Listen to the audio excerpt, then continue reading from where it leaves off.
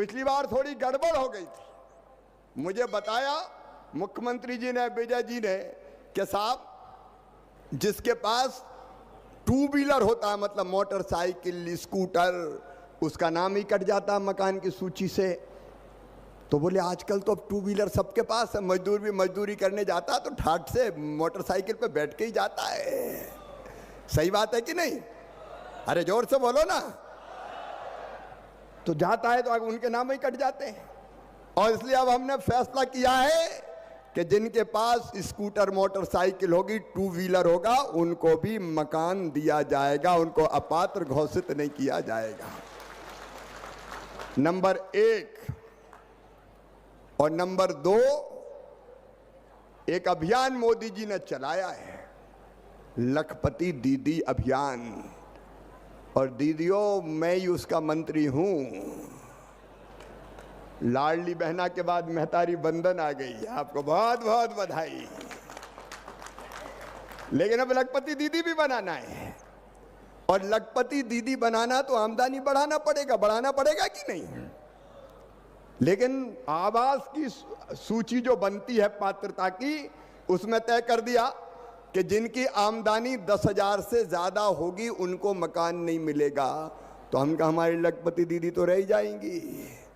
और जब तय कर दिया कि 10,000 रुपया महीना नहीं, 15,000 रुपया महीना भी आमदनी होगी तो भी उसको मकान दिया जाएगा। ठीक है कि नहीं, बताओ? और तीसरी चीज, और कई किसान आए कि कृषि मंत्री भी तुम ही हो, और हम छोटे छोटे किसान, 2.5 एकड़ वाले, 5 एकड़ वाले, हमने क्या पाप किया है? अगर हमारे पास जमीन है तो हमें मकान क्यों नहीं मिलता? तो सुनो रे किसान भाइयों, जिनके पास 2.5 एकड़ तक सिंचित जमीन और 5 एकड़ तक असिंचित जमीन होगी, अब उनको भी मकान दिया जाएगा। फैसला और किया है हमने, अधिकारी गण भी इसको ध्यान से सुन लें।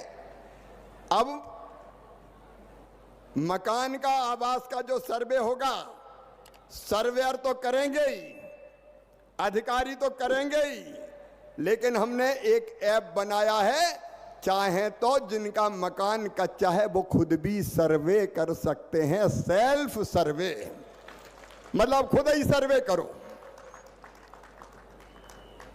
अगर खुद सर्वे करेंगे तो कोई का नाम छूटेगा ही नहीं। और सर्वे कैसे होगा? वो सेल्फ सर्वे, स्व सर्वेक्षण।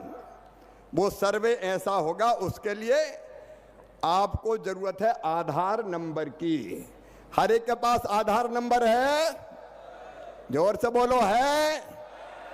तो आपके मोबाइल पे आपके पास आधार नंबर है तो आप लॉगिन कर सकेंगे और अपने चेहरे की पहचान के लिए, ऑथेंटिकेशन के लिए उसी मोबाइल से फोटो खींचिए, अपने आप ऐप में डलेगा और फिर ऐप में फॉर्म आएगा।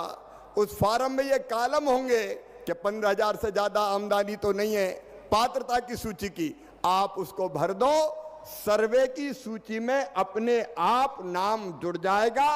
आपकी टीम एक बार फिजिकली परीक्षण कर लेगी कि इसमें कोई ने झूठ तो नहीं लिखा, और वो परीक्षण करके उन नामों को स्वीकार कर लिया जाएगा। समझ गए कि नहीं मेरी बात?